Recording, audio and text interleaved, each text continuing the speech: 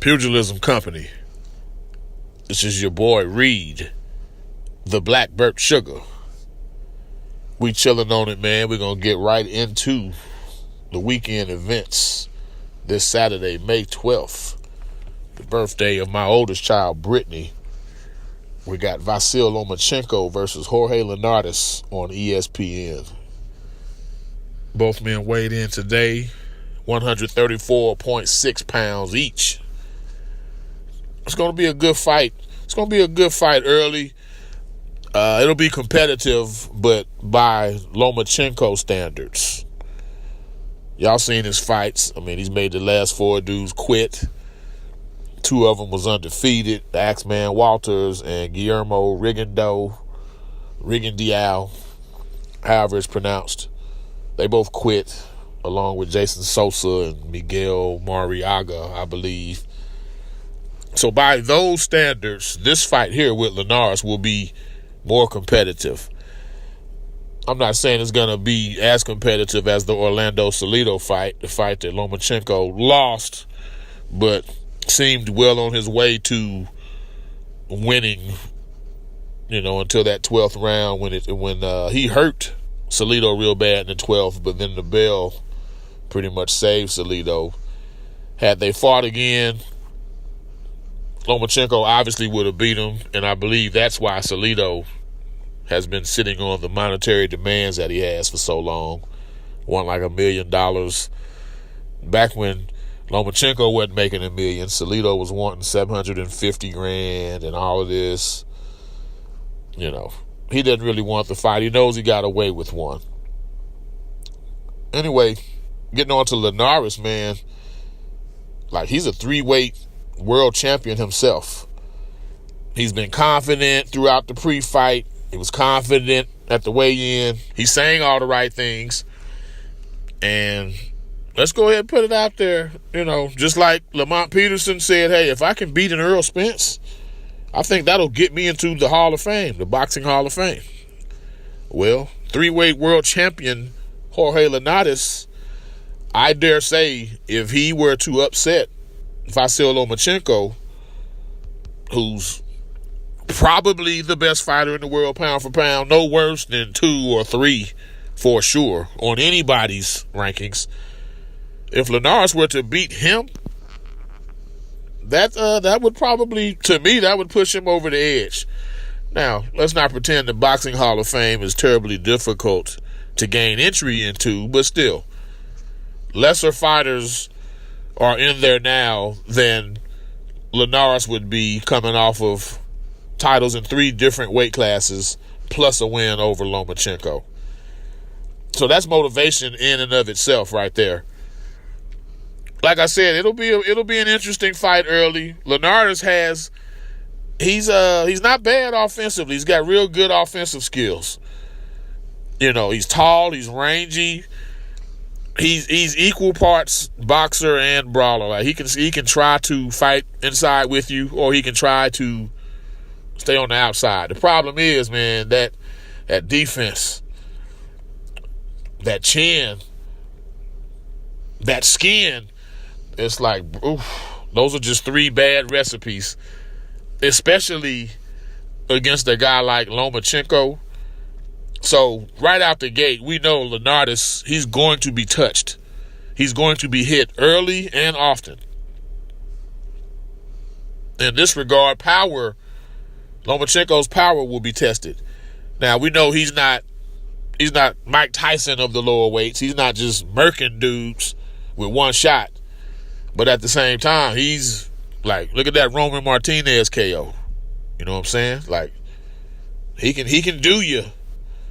We're going to test this fight is going to test and gauge and show us his true punching power. But also we're going to learn about his drawing power. This is that MSG, man, and it's not in the small room. It's in the big room at MSG.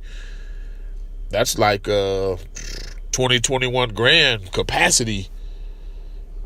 We'll see how he draws there. We'll see what happens afterwards. I'm predicting and smelling a 3-piece combo from Lomachenko at some point.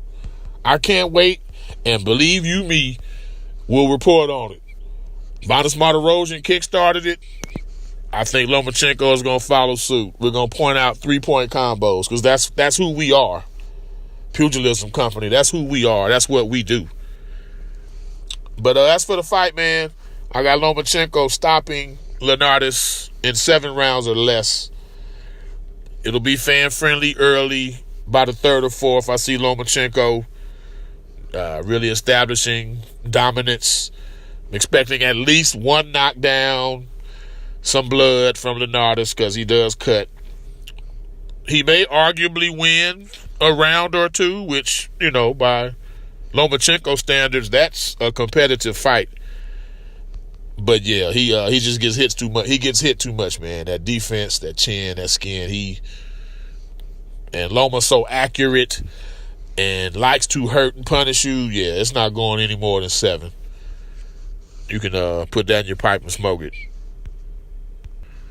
We'll obviously discuss Lomachenko versus Linares more after the fight itself happens.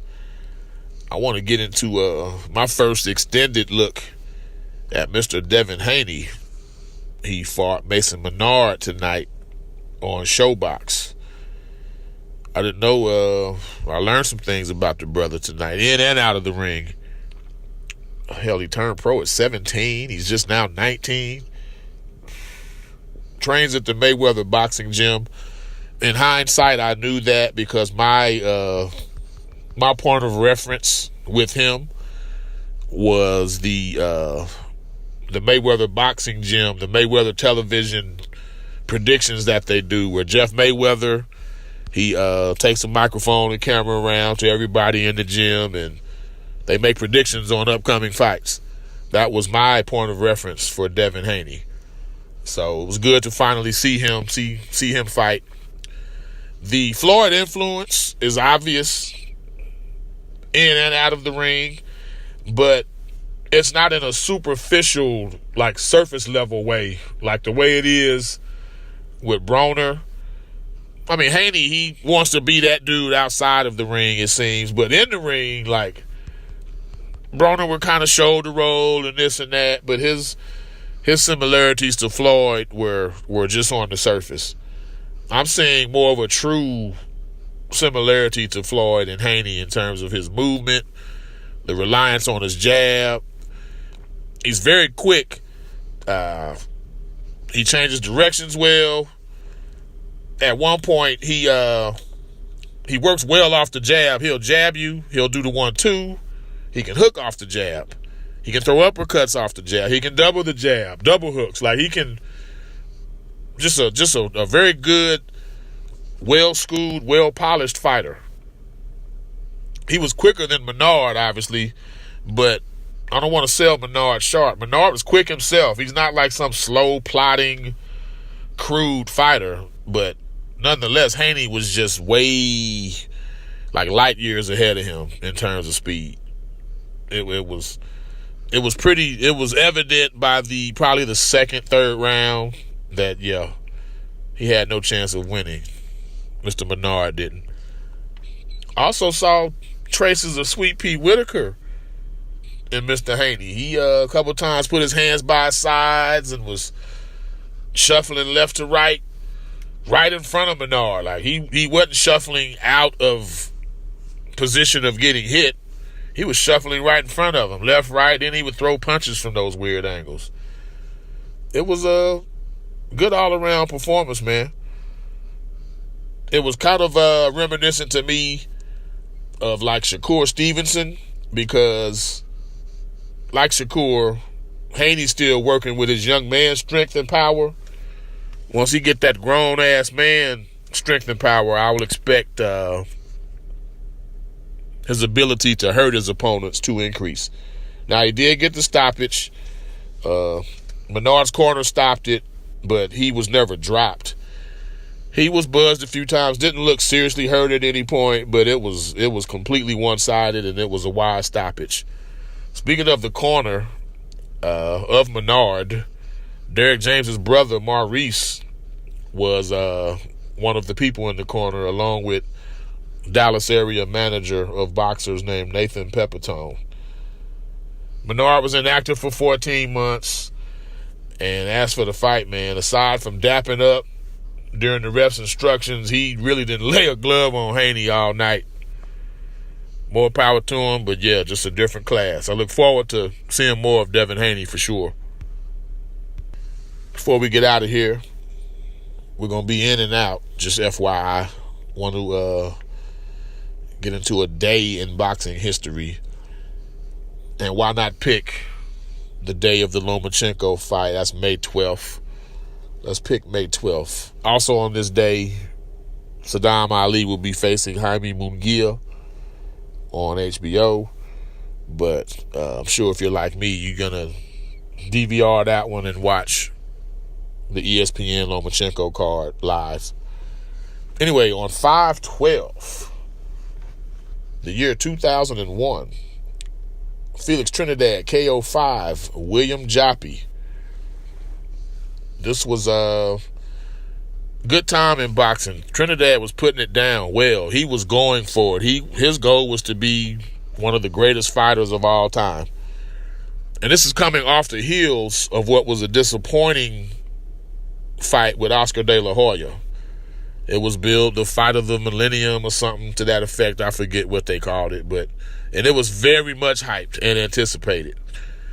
But it was a dud. Their styles didn't mesh well.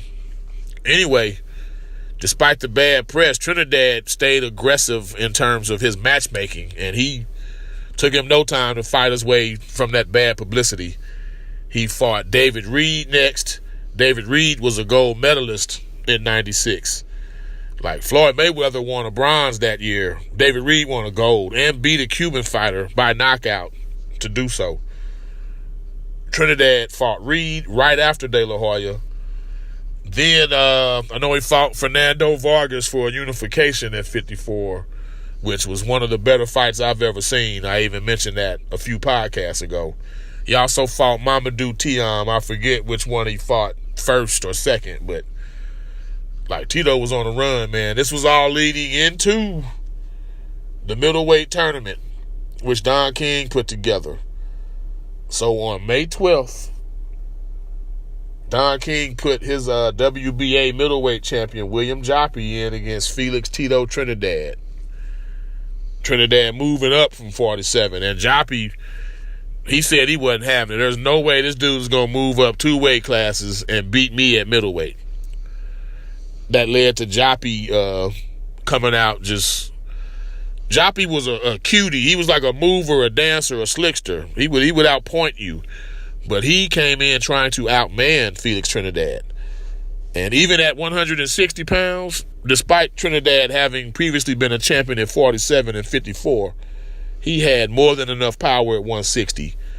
And he bounced Joppy off the canvas throughout this fight and finally ended him in 5. That was one of the better KOs, especially if you're a Trinidad fan or if you're curious.